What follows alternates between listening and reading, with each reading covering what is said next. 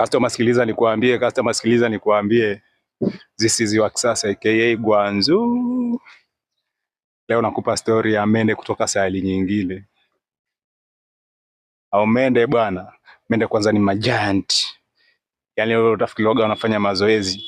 Piga ngumi ni bonge moja la mende kwanza ukimuona hivi. Mwenyewe unasema hapa kweli nilipokutana na mende sijawahi kumuona. Mende wana mashamba yao, wale wanalima, wanafanya mitikasi yao kama kawa. Na maisha yao yanaendelea. Mende wa kula hawana shida ndogo ndogo kama hizi za huku. Sio kukutana na mende wa huku wewe umepika zako supu hapo. Na umejichanga muda mrefu kinoma. Alafu mende anakuja anadumbukia kwenye supu yako. Yeye ndo ameiwahi kabla yako sasa. Amewahi mchakato. Mende wa huku hujakaa vizuri. Mbala kwenye kabati wamejaa wako full yani kama wametumwa. Lakini ndo hivyo yeye ndo alishachagua maisha yao sasa kuja kuishi kwako. Shuhudia mende wa huku walivyogo na dharau sasa. Kuna hili wala lile.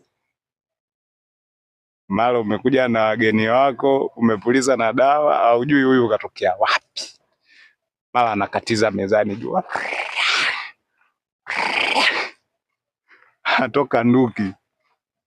Sasa mende hawa wengine wa huku waharibifu tu, muda mwingine hata vinajifunza, unakutana na nguo kama hii hapa.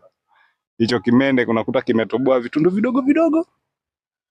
Cheki, matiro kama hii hapa na sijui aga vina meno aina gani. Unakuta tu kimetoboa. Shuhudia nguo kama hii hapa lakini hicho kimende ndo kinaweza kuitoboa. Kazi kama hii hapa. Kimende cha hapa duniani sasa.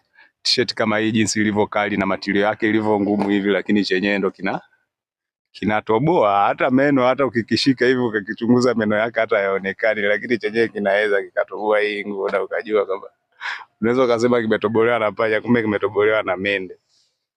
Unaona bana? Nguo kali kama hii hapa inatobolewa na hao waudi. Mende wa hapa. Sasa mende wa kule hawako hivyo. Mende wa kule wenyewe wana mitikasi yao, ina maana wewe ndio unaweza kufanya kazi nao, ukakutengenezea hata hicho kitu ambacho wewe huku wanakiharibu ovyo ovyo, lakini wale wa kule ndio unaweza kufanya nao biashara. Acha kitu kama hiki. Sasa mende wa huku ndio anakuja na kuharibia. Customer. Sikiliza nikwambie, mimi nitaendelea kukupa hizo stories za hao mende wa huko na viumbe wengine wote ambao wanapatikana kule. Kwa hiyo kaa mkao wa kula. Vitu vinaendelea na story inaendelea. Tutaenda nayo sambamba kila siku.